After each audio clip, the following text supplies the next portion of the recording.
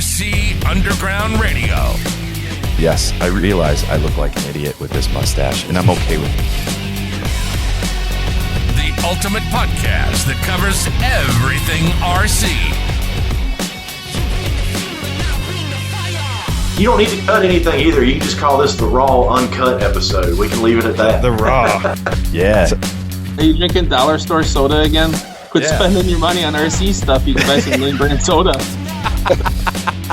RC Underground Radio is your backstage pass to the RC industry. With insiders that are shaping the future of the hobby. The future of the hobby. When we bring this guest on, I guarantee people are going to go, are you kidding me? He wrote a song for you. I did. We're going to have to end this soon, huh? Yeah, no shit. And we're going to have to edit this. So, here are your hosts, Dave Brinkman and Ryan Ratzloff.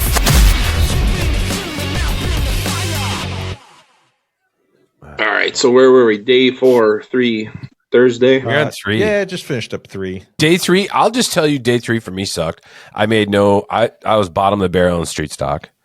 I think I remained there all week. I just couldn't get a handle on that car. But day 3. But B-Mod, I was making some serious improvements. That was really the car I was kind of more or less focused on. But, and the crazy thing is like you're adjusting to track conditions. So it's not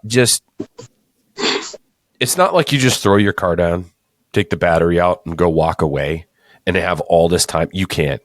Mm-hmm. Yeah, I mean, you literally, one of the things that I learned is like, you got to clean your car. You got to check for any damage, basically nut and bolt. I mean, in those 3 minutes, so much was going on. Just nut and bolt everything, and then double check setup, I was throwing my car on the scales quite a bit, actually, just checking cross weight, tightening the car up, seeing what everything was doing to it, checking toe. I mean, camber, just all of that stuff, just constantly going through it. It was really quite insane, the amount of work that you needed to do in between rounds. And albeit you had a ton of, you had one shot. Mm-hmm. That was the interesting thing. Like, so B-Mod only ran once. All day. So for that entire day. So, all right, now I got to think ahead to tomorrow. And what's the track going to be like? Do I wait, take notes, and wait and set it up to tomorrow to see what I think the track's going to be, or do I set it up, now? Mm-hmm. That was the biggest challenge with all of it. And keep in mind, what do we have, Jay? Like 90 races, 90 heats in a day? Yeah. With like 5, I think, ish track rebuilds, which are an hour, 45 minutes long. Think about that for a second. Yeah. Yeah. So we started off with street stocks in the morning. So Ryan and I, Tony, and Jordan, we ran between like 8:30 a.m. and 9 a.m. And then we were done until 5 or 6 p.m.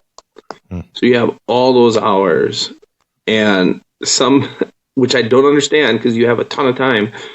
Some guys would get to the track, pull the trigger, and a tire would fall off.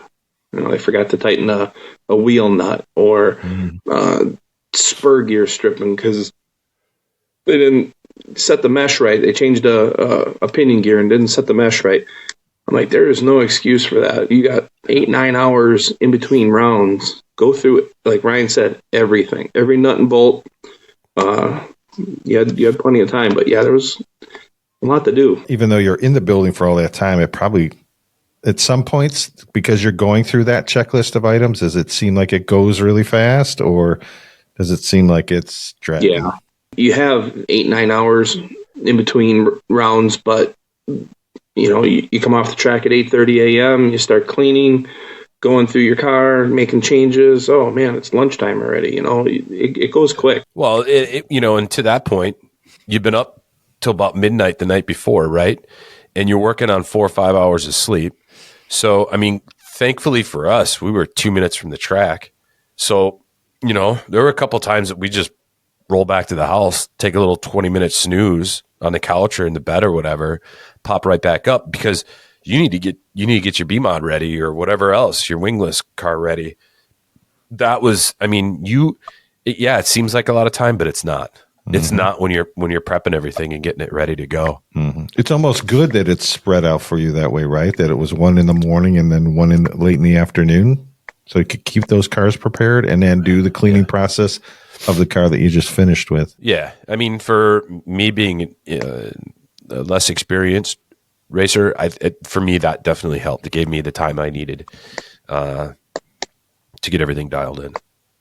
Okay, so now we're going full into day 4. I've lost track myself. Are we in day 4 or are we going to day 5? We're in Friday. All right, so we're at 5.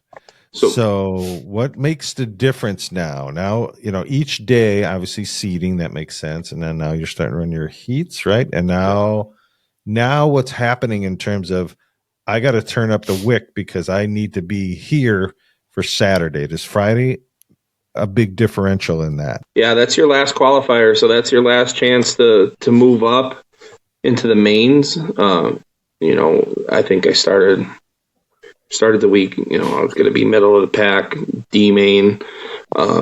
With my mod, I ended up after Friday's qualifier in the B main. With the B mod and the C main with street stock. So every day, a little bit better. Some people made huge gains.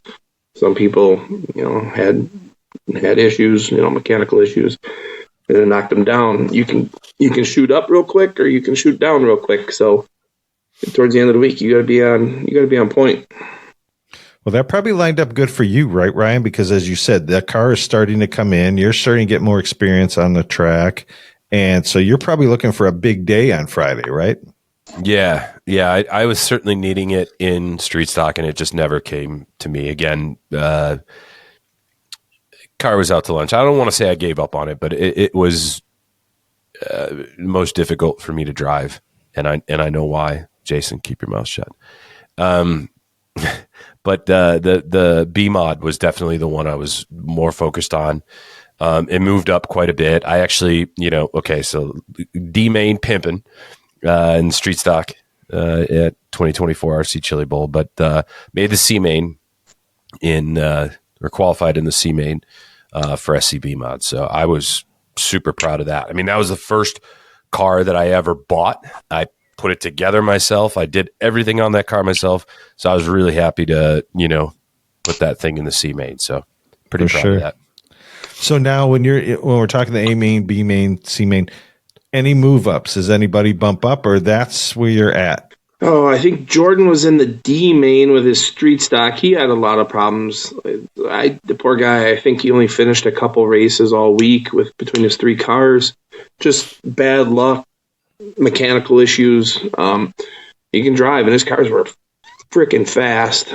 But he won the D main. So you get a plaque for that, you're a feature winner. And a lot of people, you won a D main, big deal. A heat race win at the Chili Bowl is huge. Huge. Some people take it for granted because they're there every year and they kick butt every year, but the hobbyist like us, a heat win is huge, and to win a main, even if it's a lower main, that's a big deal. So shout out to Jordan. Tony won a wingless lower main. I think I finished 5th in the C with my street stock and finished 5th in the B main with my mod. Jason Van Hise won. What class did he win, Brian? Yeah, I think late model. He won his. Yeah, I can't remember. Yeah, he won his B main, I think, and he bumped. Yeah, so towards the end of the week, our guys had some pretty good luck, and they turned their program around.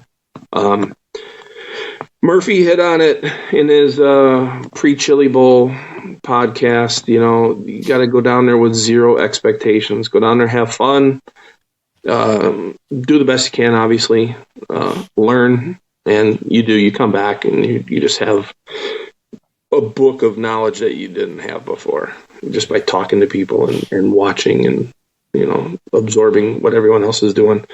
I made the mistake, 2 years ago I went down there I put my B mod in the big show. I came home 4th place, and I always tell myself, just go and have fun. I went down there thinking I can do this again. Yeah, not so much. Came up a little short, but had fun. Well, it's not for lack of effort, Jason. I mean, you and I were pitting right across from one another, and you worked hard on that B mod. Yeah, I was trying. Yeah, I mean, it was definitely, B main time. The car was a heck of a lot better. Yeah. Than it had been all week. I mean, you worked hard at it, so that was very cool. Yeah, and Jason touched on it when you said, winning one of those mains, doesn't matter what alphabet it was, right? It's a big deal. We were so proud, and you nailed it, Ryan. I mean, just that you made the C, just to make those upper mains is a big deal. And like you said, you built that car. It was the first car you ever built. There's a lot to be proud of for both you guys, for all you guys.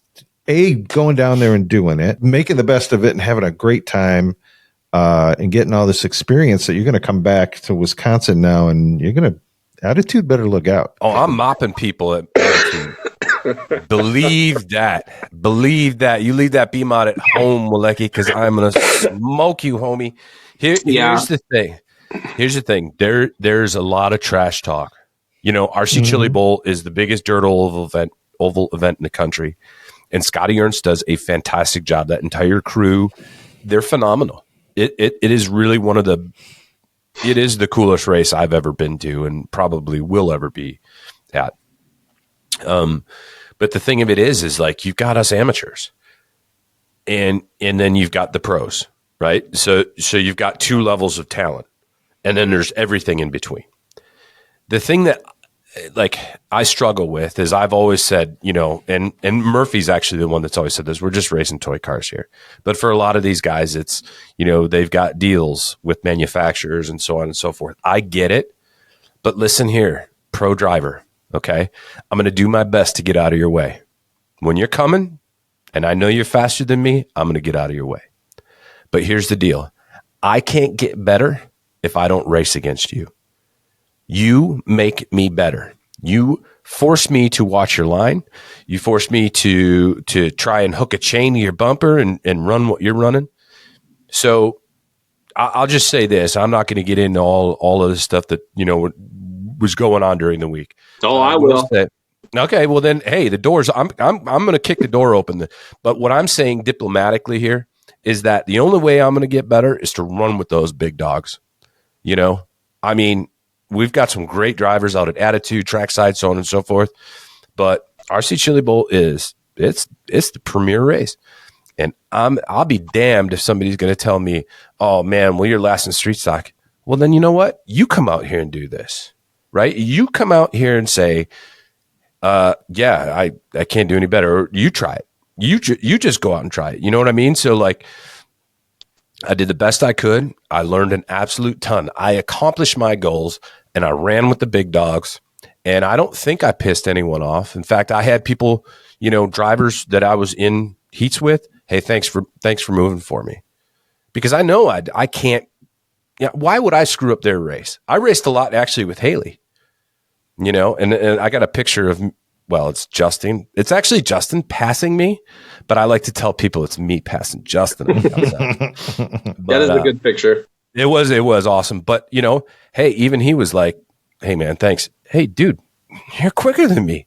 I'm just trying to learn from you. So my point is, and I'll say this one more time, and now that the door is open, that'll be a good segue for Jason here, but us less experienced drivers can only get better with driving with experienced drivers. He kind of creeped the door open, Jason. We're going to let you kick it open. This is a podcast. This is an RC podcast. We talk about everything. So let's hear your side. Real quick, though, I'm back to drinking Faygo. I'm back to drinking Faygo, man. I went to RC Chili Bowl. I'm broke. You spent all your money. Mm-hmm. I'm drinking bubbler water, eating ramen noodles for the next month. That's what's up, man. So, right, doors open. Scotty Ernst puts on a good show. He's the best in the business. G-Main. He's screaming into the microphone, excited as can be. Doesn't matter if it's G-Main or A-Main. amateurs to pros. He puts as much enthusiasm into a street stock lower main as he does. He is, and I've known him for 30 some years. He's the best in the business. Track crew, phenomenal. What they do, completely rebuild the track 4 or 5 times a day. You got Zach Rose, Scott Hooper, Jamie Tenney's, Eddie Hill. Those guys come into town early and set the track up, and they do a phenomenal job. They really do. But all the other garbage that goes on during the week, the drama and the egos, it's disheartening. We play with toy cars trying to win a bowling trophy, and you just got people, dropping F-bombs on the driver's stand, screaming at people, screaming at turn marshals. You got smack talk online. We dealt with that midweek towards the end of the week. I think it was Thursday night. Someone popped online and they're talking about how a high-profile sponsored driver is running lower-tier classes to stroke his ego. And we knew exactly who that person was talking about. A number of people hopped on that thread and tried, who are you talking about? Wouldn't name them. And it's disheartening because, when you've been to the Attitude, you see the family dynamic we have there. Everyone's hugging and high-fiving, and some of my best friends have come out of that facility. Trackside has the same thing. But you go down there and it's just a different dynamic. Some people like Ryan and I just want to hang out and have fun and meet people and BS. And then you got people who are just out for blood, and it's disheartening to see that in our hobby, how it's evolved into that. It reminds me of what's that one track, Bowman Gray. Yeah, that's how it felt. And towards the end of the week, everyone was talking about those comments online, and the tension, you could just feel it was building up. And I'm not going to name names, but one of the guys that we met down there, he was the subject of those comments, and dude just wants to come and play with toy cars and have fun, and that bothered me. It bothered me a lot. There's no need for that in this hobby. I will echo Jason's sentiment on that. The thing that you really have to, I think, understand is, listen, don't be afraid of RC Chili Bowl. If you want to do it, they were like talking about bucket lists for amateur races. Screw them. Go out and do it, because the only way you're going to get better is race with the big dogs. Number one. Number two, to Jason's point, man, you feel like a champ. When I was out in that D main and I hear Scotty screaming my name, I'm like, right on, man. It is a big event. Just go do it. Do not be afraid. If you can afford it, go do it. The silver lining, though, I think at least for me, and I know for Jason, behind all of this is there was a young man there named Hunter who was running B mod in street stock, and Hunter was a bit challenged, and he actually raced with a radio on his head, and he had his dad right down below the driver's stand spotting for him, Jamie. And this kid, it didn't matter where he finished, as long as his dad told him he ran a good race, he was hooting and hollering up on that driver's stand. And everybody's high-fiving him and whatnot. And we're sitting in the pits, and Jason's like, man, that is so cool. Like, it's so neat to see. Let's do something for him. And I was like, whatever, let's do it. He's like, let's get him a body. So I was like, yeah, absolutely. Let's go do this. So we worked with Paul Peterson from Shark, and got him a new street stock body. We got him a nice crazy train. And then Justin Haley was gracious enough to throw in some hats and some can koozies and some stickers and all of that. And we got a wrap from Carpies for him. So we went and presented that to him. So Hunter, I'm Ryan, buddy. How are you? Good. Good. Hey, we noticed you and your dad out here. You're running your street stock, your B-Mod. Just awesome seeing you out here. You and your dad doing what's important, hanging out together, and playing with some toy cars. So we wanted to give you a Shark Crazy Train body today, along with a Justin Haley hat and some can koozies as well. Justin wanted to throw those in. So that's for you. You keep doing what you're doing. You're great on the track. Yep. We like seeing you around here, all right? You've been running fast, buddy. So Thank you. You're all welcome. right. Can I take a picture? Absolutely. Yeah. Appreciate you, bud. Come on in here. Get in the middle. Let's get a picture. Get in the going. middle. Come on. Yeah, get in the middle. Right in the middle. Right in the middle. Here we go. There we go. And I'll tell you what, seeing the smile on that kid's face and his dad, proud. I mean, we all, we posted it, pictures of Jamie and Hunter and all of us kind of hanging out. So cool. It was, it was just like to see, again, you're at the biggest event ever, right? And that Hunter could wheel a car. Oh, he smoked me and B-Mod, homie. Duke could drive. He smoked me. And you even called it too. He's like, I bet you I bet you that kid's going to beat you because he was getting smooth. He was super smooth. You can't take anything away from him. But there he was at the biggest dirt oval event in the country and did a fantastic job. And the fact that, we always talk about it's the fellowship and whatnot, but to see a father-son out there doing it, his dad, Jamie, was just super supportive. You could not get emotional about it. Yeah. Seeing that happen. And, Jayson, I got to give you so much credit, man, because you were the one that came up with the idea. Of course, I was going to jump on board. But just neat to see the smile on that kid's face. And I really hope he returns. I hope he comes up with a badass rap from Carpies. He certainly got a cool body. He was running the caddy in the street stock, but I think that crazy train will give him some good arrow. Like going back to the egos and the drama, and it was just so refreshing to see a dad and his kid enjoying the sport. How that kid was so happy every run, and then Scotty let him pick during the raffles on Thursday or Friday. He let Hunter pick the winning ticket for the 50-50. Was it 50-50? No. It was the holy board game. Yeah. Yep.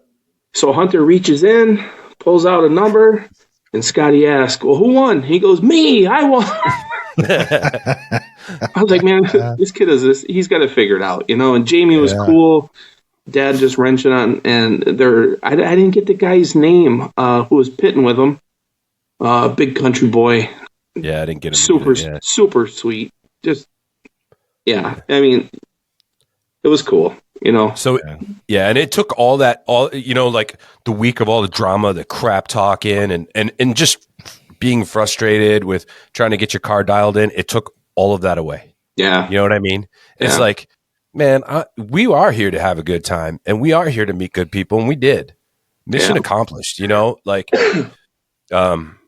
just an awesome individual, and seeing that relationship between a father and son is so darn cool. I have to say, I mean, what I saw when you guys did that with Hunter, I'm like, that's the Wisconsin crew, man. They're bringing you guys brought what it's really all about, or as Ryan always says, that's what's up, right? Yeah. You guys brought that fellowship and that, hey guys, let's not forget what this hobby's all about. I was so proud of you guys. And you guys had said earlier that, you're better because you went to the RC Chili Bowl and you learned a lot.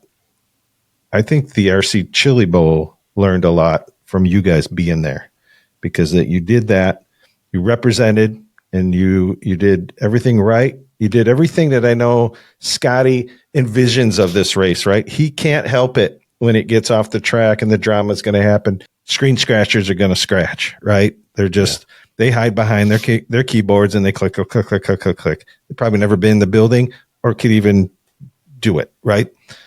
The drama that happens at the track, I don't know. Maybe it's because of what's involved to get there, the time that you're there, maybe some of those stresses elevate a little bit. I don't know. But I think you guys brought everybody back to center, or at least some of them that saw that said, yeah, you know what, this is what this is really about. So I applaud you guys for bringing that there, bringing that theme of Wisconsin racing to the RC Chili Bowl and kind of reminding everybody what it's for. So I'm proud of you guys. I really appreciate you guys for that. Thank you. Appreciate it. Yeah, it's just kind of what, the RC Underground, that's how you guys are. The first time I came down there last year with Matt, just here I am, some, stranger walking into your house and with open arms, and what you've done for Dominic and, what the gang does out at Attitude. Somebody needs some help. Oh, everybody rallies around and we do whatever we can. And that's what we do. It's a Midwest thing. It's a Wisconsin thing. And, we didn't do it for recognition or anything. It's just the right thing to do. And yeah, it was cool. It was neat too to just capture that moment with them. And, I was talking to Jamie a little bit after our mains were over and all of that. And just a cool dude, just so cool. And, I told him, I said, hey, whatever Hunter wants on that wrap, let Carpies know and they'll do it. Yeah. I don't care. Yeah. If he wants unicorns and rainbows on it, it doesn't matter. They will do it. Yeah. So I'm really interested to see what he comes up with, and puts together on that car. I think it's going to look wicked. So, did you apologize for our music all week? No, we were listening to rap. Oh, the music got a little out of control. Yeah, it did. Got a little loud. So didn't even have a theme day. Every day was rap. Every day was gangster rap. Yeah. We put Jason in charge. It was Bad idea. Good. It was flowing. It was smart. That was a marketing move. You needed rap because we have Carpies Raps, right, as our sponsor. That was absolutely terrible. Great. That was really bad. Really bad. Yeah, but no, we have our booth, I'll call it booth. I mean, I'm walking in one day and Scotty Ernst comes walking. Hey, Ryan, how's it going? Hey, good morning, blah, blah, blah. I heard you guys got a kitchen over here. I was like, a kitchen? He's like, yeah, you guys got a kitchen in your pit area. I was like, Scotty, it's literally a crock pot. And then we got a little thing to heat up some hot dogs or whatever. Oh, people are talking, you got a kitchen over here. I said, Scotty, a kitchen would have a sink, and drawers with like knives and shit. I was like, get out of here, dude. No. Well, I'm surprised we're not popping more breakers. I'm like, we're good. We're good over here. But I still want to know who was cooking bacon all day. Dude. Every day, all day. Every day we're inhaling bacon. And I'm Jason's like, where's that coming from? I'm like, I don't know, dude. We need to find that guy. But every day it was bacon. And why didn't we have that idea? Why weren't we not cooking bacon? We could have. Yep. We had the means. We were blizzard ready. Yeah, we were. And we didn't eat any of it. I think I threw out about 4 pounds of chili. Yeah, I know we dumped a lot of stuff out. That was terrible. But I hope the Van Nuys Jason and Michaela got a hold of a lot of that stuff and took it home with them because there wasn't any room in our cars for any of that crap. No. But yeah, so we had some banging. We had some banging music. We had a lot of fun. We did have to censor the music just a tad because we had Michaela in there and we wanted to, not be disrespectful. But yeah, it was good stuff. We got to touch base on the ride home.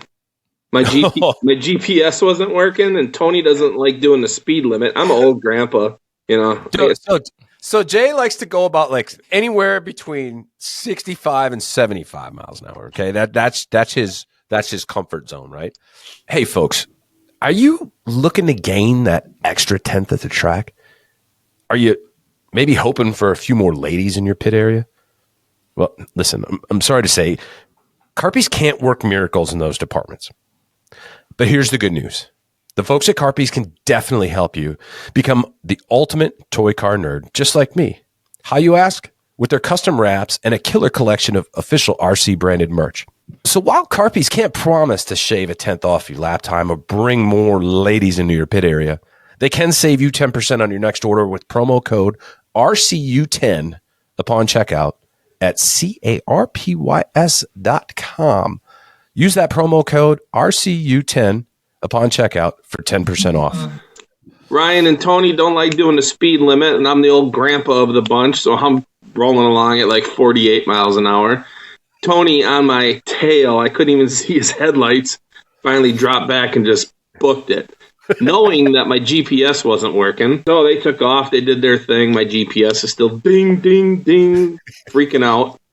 And for whatever reason, ever since I got this phone, if I hit like gas station near me, it'll pull up Des Moines, Iowa. This phone has never been to Des Moines, Iowa, right? I was like 10 miles away from Iowa on the way home. Way out of the way. Oh, goodness. So Tony, Terry, you owe me $20 in gas, homie. So we're leaving the track Saturday, and the plan was not to stay for all these freaking mains, right? But it was just like we were there, we were checking it out. JVH, made the A main in B mod. So we're like, screw it, we're gonna stay for all this stuff, but we're booking. We are loaded up, ready to go. Go back to the house, grab our stuff, and we sit there and we say, all right, let's let acid north. Let's start heading back home so we don't have to do a 13-hour drive on a Sunday. So we're booking.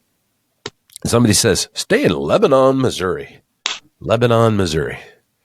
There ain't nothing out there but steers and the Waffle House and a couple and hotels. Meth And meth Have you ever seen what was that Netflix show, Ozark? Yeah. Yeah. They filmed that there. Yeah. Doing meth shacks and truck stops and yeah. It was rough. yeah. So before we left, I'm looking at hotels and I call a Holiday and it was $150 a night or whatever. And I look at Jason, he's going, no, don't book it, right? So dude finds this Super 8. Okay. And he's like, dude, they're $99 a night or whatever. I was like, let's roll. So we start heading. Meanwhile, Jason's GPS ain't working.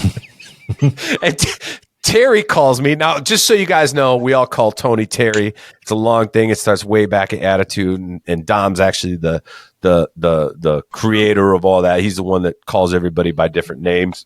Little Dante Dom. So anyway, Terry calls me. He's like, dude, I can't keep driving behind Jason. Dude's going like 65. Then he's doing 75. He's all over the place. I was like, well, whatever, man. Catch up. I'm at mile marker, whatever. So we get to this Super 8. And Jay books a room. Now, this is where I have to finish this story. And Jason, I'm gonna let you take over on this. We walk into the lobby, and it's like walking into Cheech and Chong's house. Dude behind the counter was so baked. Yeah, he was higher than a kite. And it reeks like weed. So whatever. We're tired. Grab our rooms. We're right across the hall from each other. Everything's cool. Tony and I go in our room, and it's like 30 degrees in the room. And there's one bed. Those aren't pillows. Ryan comes out. He's like, hey, how many beds you got in there? I'm like, 1. He goes, yeah, let's switch. So they go, now here's where it gets interesting. So they go in their room, and I know it's warm in their room because I was just in it. I go in mine, the room that they just entered. And yeah, it's 30. It's not even 30 degrees in there, Jay. Yeah. So I'm thinking, man, maybe something's wrong with this heater. It's one of these in-wall heaters that came over on the Mayflower. It's older than hell, just making all this noise, right? And I turn it to heat high, and I'm kind of getting a little something out of it. Well, so all right, it's late. I don't have time. I'm not even flicking on the TV. My drawers are off. I'm getting ready to crawl in this bed, right? And this damn heater is right there by the bed. It's just making all this noise, right? I was like, dude, my nose is freezing. Like, I'm like, man. So I literally walked down. I put my drawers back on. I walked down to the front desk. I was like, yo, homie, that heater ain't working, son. You gotta move me, dude.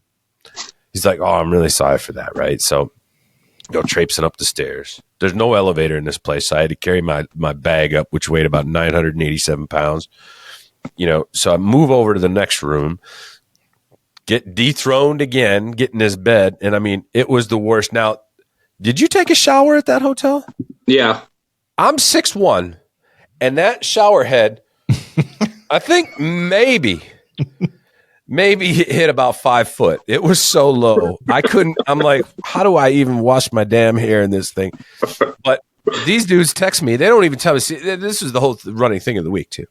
Nobody tells you when we're going to leave. What time are we going to get to the track, We just go. And we just go. So it's 6:30, and these dudes, they're like, dude, we're leaving. I'm like, I just woke up. Sorry. Like, go ahead. I'll catch up to you guys because I know Jason drives 3 miles an hour. So I take a shower. I'm just moving along, right? And then all of a sudden I get a call from Terry, and he goes, where you at? I was like, dude, I'm like, mile marker, whatever. Dude, we're just leaving. We went to, where did you guys go? McDonald's or something? No. So Terry not being too swift on the phone, I punch in, what the hell did I punch in? Rockford, Illinois. Okay, if I can get to Rockford, I can find my way home. Rockford, Illinois. We hop on the freeway, and I'm like, dude, we're going back to Tulsa. My phone, bing, bing, bing, bing, bing. It's shooting me all over the place. I'm like, I call Terry. I'm like, just get off the freeway, and we'll hop back around. So the next exit was like 20 miles away. Oh, man. It was terrible. So here I am. I got to take a shower, take my damn time, and I'm already 40 miles up the road. And we left a half hour earlier. Yeah.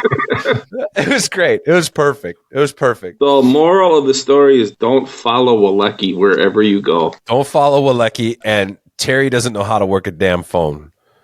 Yeah. I don't think he knows what Google Maps is. No. That's hilarious. That's definitely. Yeah, but we made it home safe. Opener. It was fun. It was an experience. Dude, so hold on real quick. So more stories. Me and Jay get back to the house, right? And Tony's in the bathroom cracking one off. And I hear, Ryan, can you grab me some toilet paper? And I don't even know if I was a little buzzed up or not. I made it. No, you were stone sober. You just wanted to ignore him. Yeah. Dude, so I ignore him, right? And you hear him, Jason.